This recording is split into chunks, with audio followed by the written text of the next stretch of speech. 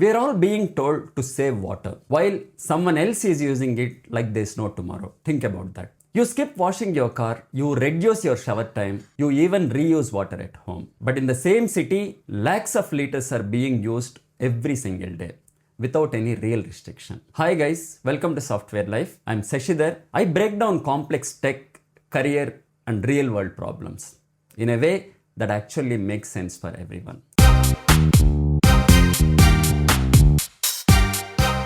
And today I am not here to sugarcoat anything because what's happening right now in cities like Bangalore and Hyderabad is not at all a small issue. It's a silent crisis, I would say. And most people don't even realize how serious it is. Let me take you into our daily life, our daily routine. You wake up in the morning, go to the kitchen, turn on the tap, no water. Then you check your apartment group, WhatsApp group, already chaos over there. Like water is not coming, tank empty, tanker is not coming, like that. And then comes the real message that tanker price increased again, once again. Now your budget is gone, maintenance goes up, extra charges come in. And you realize something brutal here.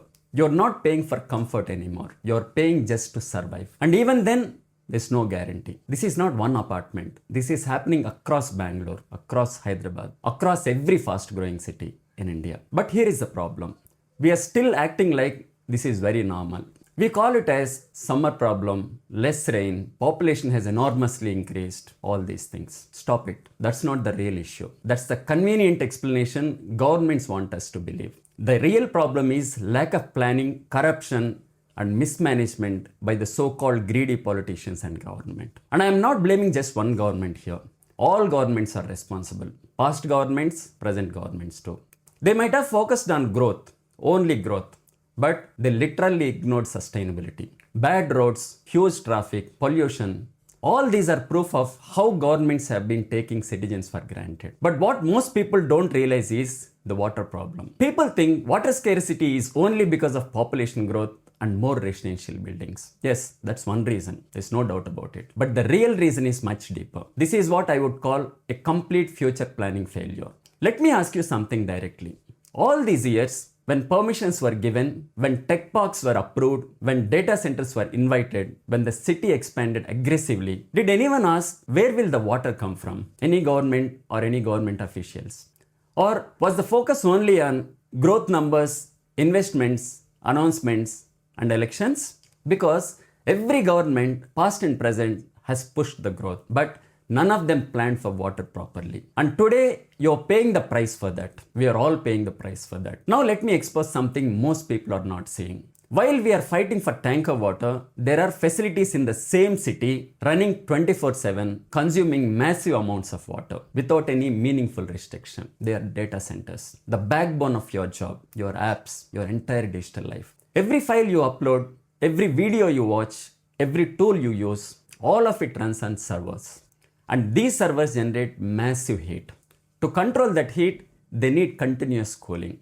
And a lot of them use water, non-stop water, day and night. You know, just 1 megawatt of data center capacity, it consumes around 25 million liters of water every year, 2.5 crore liters. In Bangalore, there are about 30 data centers, and in Hyderabad, somewhere between 25 to 30 data centers are there right now. Experts estimate nearly 20 million liters per day, that is 2 crore liters per day, is being consumed by the data centers in these cities. That is the drinking water for more than 1 lakh people every single day. And still, no proper tracking, no clear numbers, no accountability, nothing. Groundwater is being pulled from deep layers in already stressed areas like Whitefield, Electronic City, etc., even crossing safe limits. And policies are still ensuring 24/7 uninterrupted water supply for these facilities, data center facilities. So let me say this very clearly.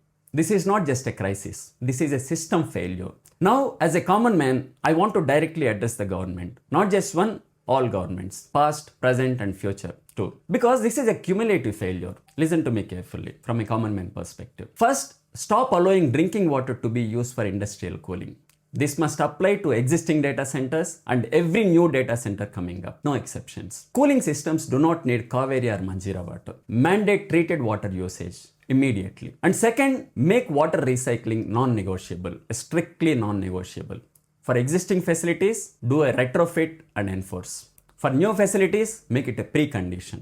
No recycling, no permission, very, very strictly. And third, fix your approval system and correct past mistakes. For new data centers, once again, stop concentrating them in already stressed cities. Move them to tier 2 cities within the state. Places where water availability, land availability, and with infrastructure can actually support them. Distribute the load. Don't suffocate one city, please. And for existing ones, start putting limits and controls. Growth cannot remain unchecked forever. And fourth, bring full transparency. Complete transparency. Every existing and upcoming data centers must publicly report their daily water usage, source of water, recycling levels, no more estimates, no more confusion. Make it visible. And fifth, control groundwater extraction very strictly for both existing and new facilities. No silent overuse, no bribings, no backdoor permissions. Because once groundwater is gone, no policy can fix it. These are not advanced solutions. These are very basic responsibilities. The question is very simple. Will you act or will you wait until cities start failing completely? Now let me come back to you, the one who's watching this video. If you think this is not your problem, you're wrong, completely wrong. This is already affecting your life, your cost, your routine, your stress, everything literally. And it will only get worse because right now we are accepting it. But water shortage is not a normal thing. Paying huge tanker prices is not a normal thing. Living with uncertainty for basic needs is not a normal thing. But we got used to it, and that is very dangerous. Because once you accept it, you stop questioning. And once questioning stops, nothing changes. If this continues, this will not remain a seasonal issue. This will become permanent, and slowly people will start making life decisions based on the water availability. Not job, not salary, but based on the only water. Imagine leaving Bangalore or Hyderabad for that matter, not because of career, but because you cannot live properly. That is where we are heading to. We are not running out of water. We are running out of planning.